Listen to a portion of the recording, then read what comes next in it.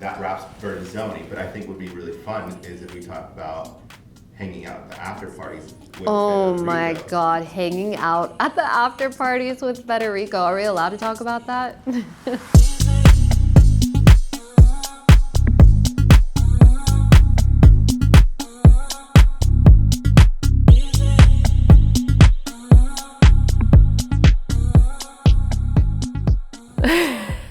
Bertazzoni, let's talk about it. So it all started in Milan, which already is pretty cool. So we flew into Milan, checked into the hotel, had to quickly unpack, which is always a complete and total disaster, especially when you're jet lagged and tired. Tried to put ourselves together, go out, because the next day is when we went to Parma, which is where the factory is located. Let me just tell you, going with a ton of luggage is not a great idea. So I wasn't really thinking about that we were going to be going on this train and we had to take everything. So we're heading to the train station. Rob has tons of luggage. I have a ton of luggage. Hugo has all of his camera gear and luggage, and we just all looked ridiculous. It definitely gave us some dirty looks when we were trying to get off the train. But we did it, we made it happen. Once we got there, checked into the next hotel, had to do the whole unpacking thing, which I wish there was some way to make it easy. I've watched so many videos and honestly, none of it actually has helped me. It's a disaster. So anyways, we got to go to dinner and do a balsamic tasting. That was absolutely just such a cool night. I really did not know that much about balsamic. I don't know if other people really think about that. I hadn't, and realizing how old it is and just what goes into it, it was pretty fascinating. Some of it's older than any of us living right now, which is insane. So people have a lot of patience there and wait ages to actually have your balsamic ready for you to consume. And that was really cool. Talk to me a little bit about why. You mentioned something earlier about good things are worth waiting for, something like that. I mean, that's, I think, the thing just in life, when you rush something, it's usually doesn't turn out as good as when you're patient and you let things evolve. And in this case, what it does to the balsamic vinegar, it deepens that color and the richness and the flavors, and it just makes it taste so incredible. And the best things, I mean, the more you can wait for something, the better. So that night we went to dinner.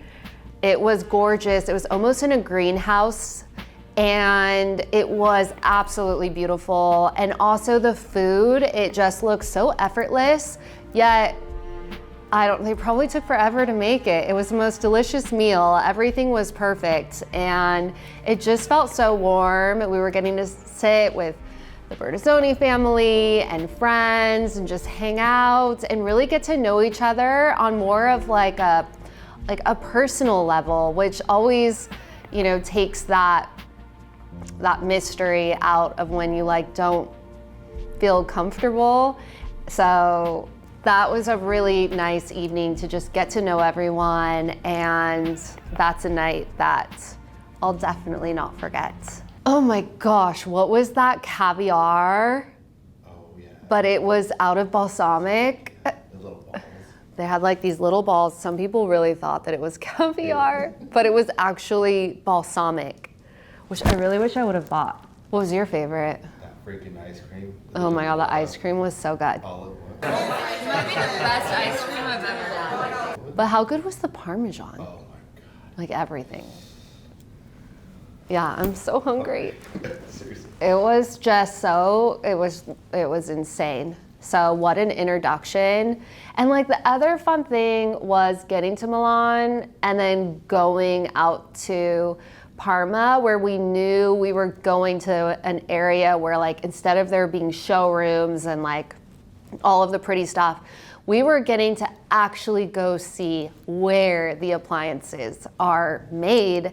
And there's something that's just really unveiling about that. Like you're really getting to see how things are made and the people who are making them and the story behind the brand.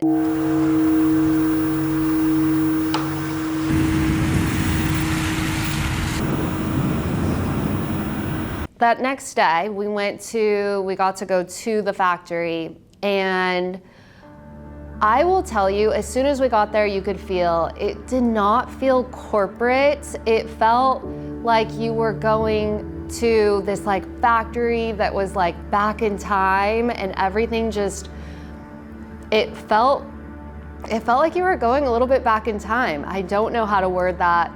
Everyone was so just proud, and you could see the people that were making parts and like putting together these appliances, and getting to experience that was really unique and gave me a whole different perspective of the brand. I will tell you something that did stick with me was this one appliance, which is the steam oven microwave combo. Is insane, and it's definitely something that I know we are going to be using on our projects. It's such a healthier way of cooking. It also makes your food taste better. You can reheat things the next day and have it better. And it's just a better way to cook, which the Europeans are already so good at, and I feel like sometimes we're catching up. So this is an appliance to definitely keep your eye out on. And then I also love that the microwave is with it, so that you don't have an appliance that's like, of course, sitting on a counter, or have like this kitchen that's just full of appliances, which never looks good. So that particular appliance, which is new, was really cool.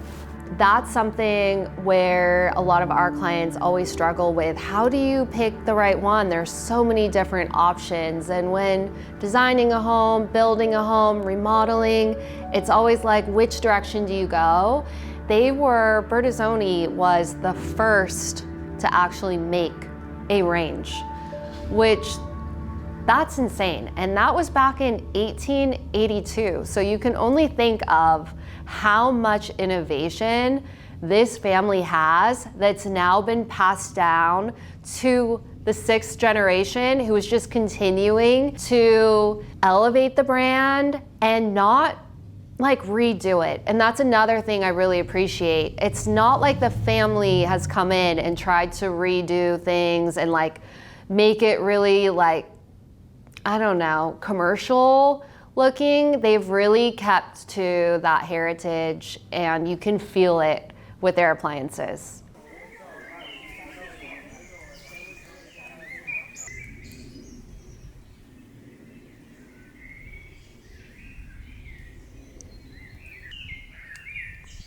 So at the factory, we got to walk through with Federico, who is a 6th generation Bertazzoni, and it was so fun to walk through and hear a little bit more about the history of the brand and about his favorite appliances. We decided to make a whole video just on that because it was such a cool experience. After going through the factory, we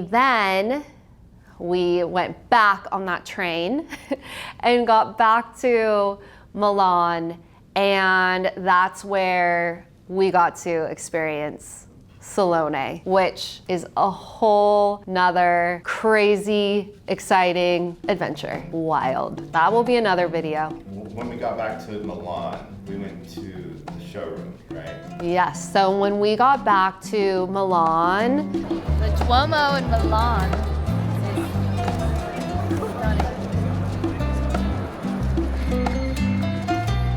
is stunning. Italian way. something else that we were so excited to see was the Bertazzoni showroom. And not only did we get to go to the showroom, we got to meet with Valentina, who's in charge of style and design. So it was so fun to walk through with her and hear her perspective, not just from like the function of the appliances, but from the style and the look and the feel, which the Bertazzoni family is so amazing at. We are going to have a whole nother video just on that experience because it ended up being another favorite moment, and especially during Salone. I did not realize before going that Bertazzoni was that old, like 1882 just kind of blew my mind, and that they were the first to actually come out with the range. I might be behind on that. Comment below if this is information that is out there that you already knew. But I think all of these fun facts, it just really does help you understand the brand more and appreciate it. And I know I came back just loving Bertazzoni so much more. I really loved it. It's probably a little bit suckier for you, not getting to experience it. I mean, how do I make it cooler? I don't know. You should probably grab some good Vino, some Parmesan, and watch the video because it'll make you almost feel like you're there, which I think is better.